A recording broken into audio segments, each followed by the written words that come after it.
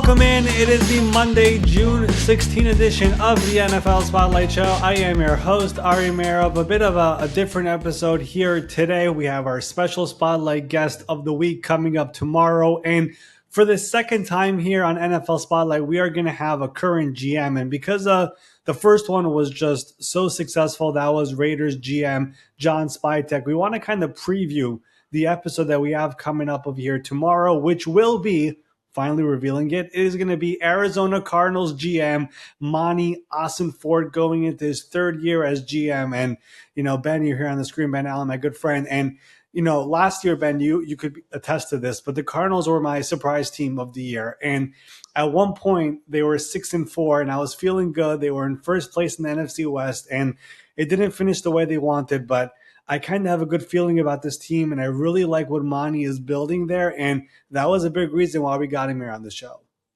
Yeah, the amount of texts I got last year about Jonathan Gannon was like half my messages, I'm pretty sure, from you for a bit. You're like, look what they're doing with this team. And I think what's exciting about the Cardinals is what they had last year. They were able to keep a lot of that, a lot of this young talent they have on the roster. But then this offseason, they kind of took it to a different level, adding to that defense. And we got a chance to talk to Monty a little bit about that, what they did with that defense, how it's going to look different this upcoming season. And I think just basically his overall excitement and vibe for the team. I mean, you guys will really enjoy listening to the way that he discusses his career, how he likes to be viewed in the media. But the actual design of this team is going to be pretty sturdy for the NFC West next year. I look at the Cardinals, and they had success last year, and there were points where it was really high, at points when they went into a little bit of a slump. But you look at, first of all, just the offense last year, there were points where this was a really, really, really exciting offense. And you have, obviously Kyler Murray, James Conner, who got an extension, has really become a big part of that offense and one of the more underrated running backs in the league. Somebody who we've tried to get on the show, and hopefully eventually we get him here on the show because he deserves a bit of a spotlight. But Marvin Harrison Jr. going into year two, Monty had some really, really good things to talk about him. Michael Wilson, another really, really good young receiver there on the team. Trey McBride this offseason became the highest paid tight end in football for a day before George Kittle took that over again. But that offense is really good. The offensive line is in probably above average where the rest of the NFL is. And then the big part was the defense. And that's kind of a big part of what we spoke about with Monty. They really went out of the way this offseason to address it and try to make it a much better defensive front. And you think of Jonathan Gannon, their head coach, he's a defensive mind. He was obviously really, really impressive with the Philadelphia Eagles when he was their defensive coordinator, which helped him get this job as the head coach. But their defensive front last year was among the worst in the NFL. And in one offseason, at least on paper, they have gotten it to a point where they would be near the top half of the NFL by signing Josh Sweat and signing, a guy like Calais Campbell, and of course, re-signing players like a Baron Browning. And then Dalvin Tomlinson was another very, very big free agent addition for them. And of course, last year they used a first-round pick on Darius Robinson. They have B.J. Ojolari. They went to the draft this year, and their first-round pick was on Walter Nolan. In just a matter of one offseason, they flipped that defensive front from one of the worst in the NFL to one of the better ones in the NFL. And their secondary obviously always had, the Buda Bakers out there. They have those type of players. Max Melton, somebody second-year player who was really good as a rookie. Jalen Thompson has been a safety there for a very long time who they still believe in. And Williams, I should say, one of those late-round picks that Monty made a couple of years ago, has really entrenched himself as a starter. And then in this year's draft, they kind of take a risk, but in the second round, it's worth it. Will Johnson was a top 20 pick, if not for the health concerns. They bring him in the second round. And like I said when he was drafted, if you're taking this guy and the injury concern was more of a longevity thing, if you get 4 years out of him of his rookie contract, that's a good pick. That's the way I look at it. So they look at Will Johnson as somebody coming in. Jonathan Gannon said no limitations.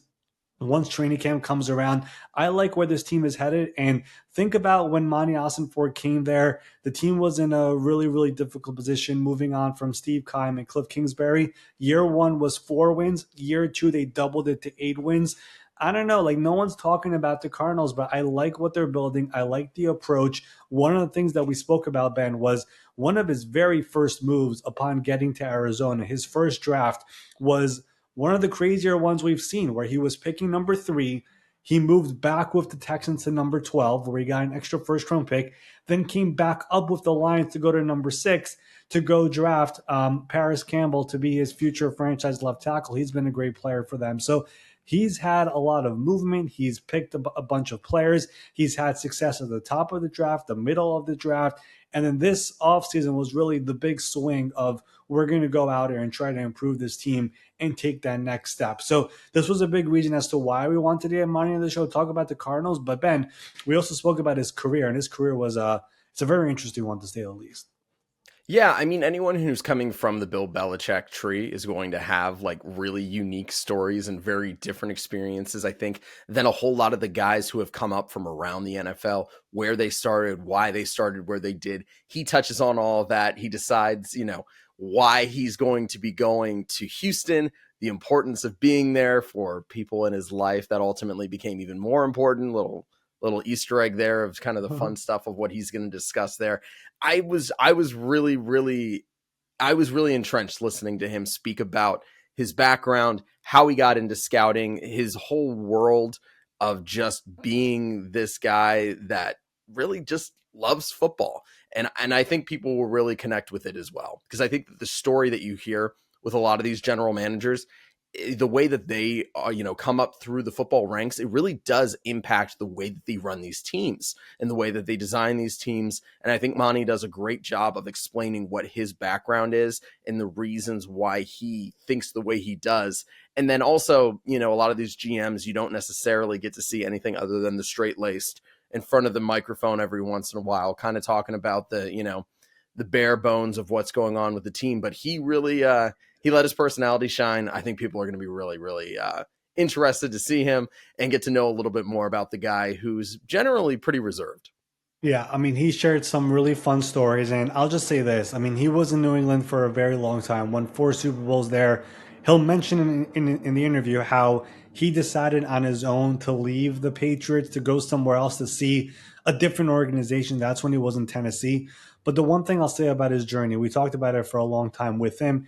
He was around so many brilliant football minds over the course of his career, to the point that while I was speaking to him, I even left out a name. Like we mentioned all the guys he was with, from Belichick to Scott Pioli, Nick Casario, Dave Ziegler, Thomas Dimitrov, Jason Light, John Robinson, Bob Quinn, all those people. And he's like, Ari, you forgot Adam Peters. He was also with me. Like he's been around so many guys. So he was able to talk about just being around so many people, being around the winning organization, leaving New England to go to Tennessee eventually, and being there when Mike Vrabel and John Robinson were at the top, when they were the number 1 seed in the AFC, and building that roster.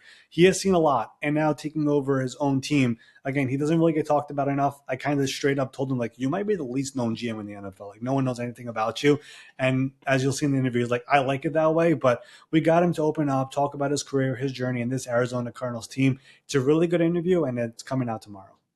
Yeah, and we don't want to give anything else away. So make sure you guys are subscribed, YouTube, Apple, Spotify. Make sure you have the notifications turned on, so when this drops here on Tuesday morning, you guys are ready to listen to it, drive into work, drive out of work, when you're working, when you're on your lunch break, when you're trying to ignore your kids. Take a listen to it. It's a nice 30-minute interview. You'll get a whole lot out of it. You'll learn about one of the most intriguing teams in all of the NFL, and I just think it's a fun one. So unless you got anything else, Ari, let's go ahead and let the people get back to their fun Mondays. Hope everyone had a wonderful Father's Day. And exciting times, as always, around the NFL. Yep, that will do it here for our Monday, June 16 edition of the NFL Spotlight Show. If you have any other guest recommendations, could be a GM, could be a different executive, could be a coach, could be a player, let us know in the comments. We'll work on getting those people here on the show. But we will be back here tomorrow morning with our very special Tuesday Spotlight Guest of the Week. And as you all know by now, it will be Arizona Cardinals GM Monty Osborne. We will see you all then.